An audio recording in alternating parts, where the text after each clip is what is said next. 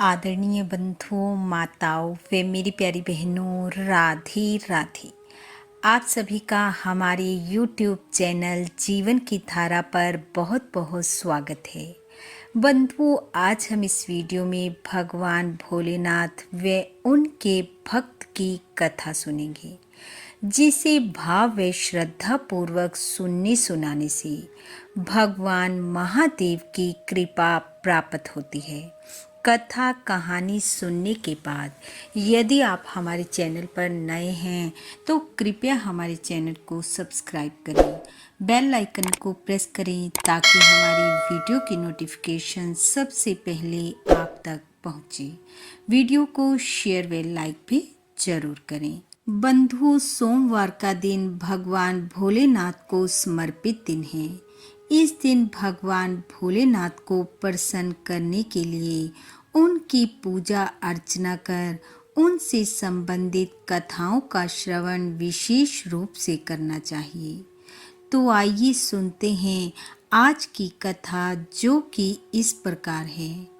कथा के अनुसार भगवान भोलेनाथ के एक भक्त थे, नाम था विद्यापति। विद्यापति भगवान भोलेनाथ के अनन्य भगत थे।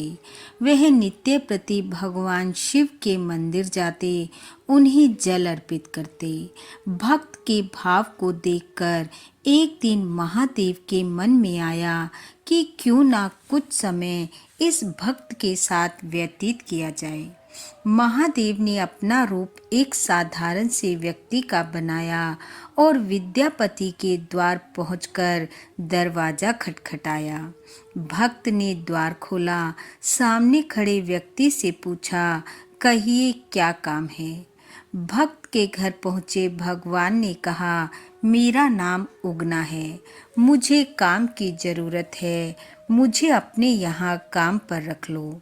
विद्यापति की आर्थिक हालत ज़्यादा अच्छी नहीं थी, इसलिए उसने उगना से कहा, तुम्हें देने के लिए मेरे पास पैसे नहीं हैं, इसलिए मैं तुम्हें नहीं रख सकता।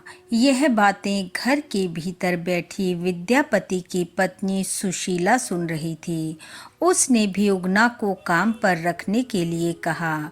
कुछ देर की बातचीत के बाद यह तय हुआ कि उगना उनके छोटे मोटे काम कर देगा और बदले में वे उसे दोनों वक्त का भोजन दे दिया करेंगे। भगवान शिव तो भक्त के साथ रहना चाहते थे, उन्हें किसी और चीज की कोई आवश्यकता नहीं थी। एक दिन उगना विद्यापति के साथ राजा के दरबार में जाने के लिए निकला। गर्मी का समय था। मार्ग में चलते चलते विद्यापति को तेज प्यास लगी। प्यास के कारण गला सूखने लगा, लेकिन आसपास जल का कोई साधन न था। दूर दूर तक जंगल ही जंगल दिखाई दे रहा था। विद्यापति ने उगना से कहा, जल का प्रबंध करो, नहीं तो मैं प्यासा ही मर जाऊंगा।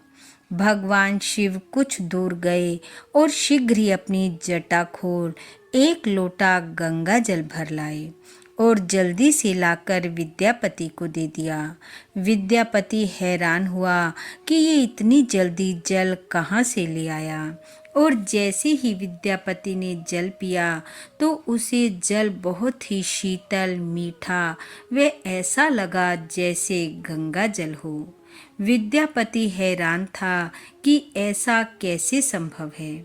विद्यापति को उगना पर संदेह हुआ और पूछा, अपना वास्तविक परिचय दो कि तुम कौन हो। जब उगना ना बोला तो विद्यापति ने शिव कहकर उगना के चरण पकड़ लिए और कहा, कृपया अपना वास्तविक परिचय दें। भक्त के प्रेम पूर्वक किए गए आग्रह को भगवान कैसे ठुकरा सकते थे। भगवान शिव ने विद्यापति को अपने वास्तविक स्वरूप के दर्शन कराते हुए कहा, पुत्र, मैं कुछ समय तुम्हारे साथ रहना चाहता हूँ, लेकिन ये बात अब तुम किसी को नहीं बतलाओगे।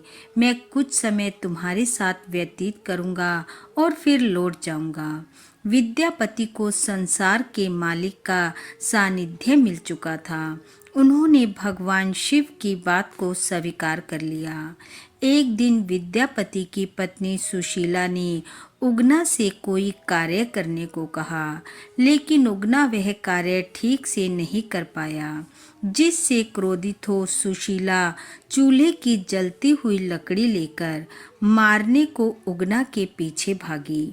जैसे ही विद्यापति ने यह दृश्य देखा, वो जोर से बोला, ये क्या कर रही हो? ये हमारे महादेव हैं। विद्यापति के ऐसा बोलते ही महादेव अंतर ध्यान हो गए। सुशीला पश्चाताप की अग्नि में जलने लगी और विद्यापति पागलों की भांति उगना उगना कहते हुए उन्हें वनों, जंगलों, खेत खलियानों में ढूंढने लगा। भक्त की दशा देख महादेव को दया आ गई। वह विद्यापति के समक्ष प्रकट हुए और कहा, हे पुत्र, अब मैं तुम्हारे साथ नहीं रह सकता, लेकिन उगना रूप में जो मैं तुम्हारे साथ रहा, उसके प्रतीक चिन्ह के रूप में अब मैं शिवलिंग के रूप में विराजमान रहूंगा। ऐसा कहते ही भगवान महादेव अंतर ध्यान हो गए और वहां उसी स्थान पर शिवलिंग प्रकट हो गया, जिससे लिपट विद्यापति ने अपने अश्रुओं से शिव का अभिषेक किया। बंधुओं, उगना महादेव का प्रसिद्ध मंदिर वर्तमान समय में मधुबनी जिला के भवानीपुर गांव में स्थित है। इस प्रकार जो भी मनुष्य भक्ति भाव से उगना महादेव के दर्शन करता है, इस कथा को पढ़ता सुनता व दूसरों को सुनाता है, वह महादेव की कृपा को प्राप्त करता है। बोलो महादेव भगवान की जय। बंधुओं, भगवान महादेव की कृपा आप व आपके परिवार पर सदैव बनी रहे। आपका घर आंगन खुशियों से महकता रहे। इन्हीं शुभकामनाओं के साथ आप सबका बहुत बहुत धन्यवाद। राधे राधे।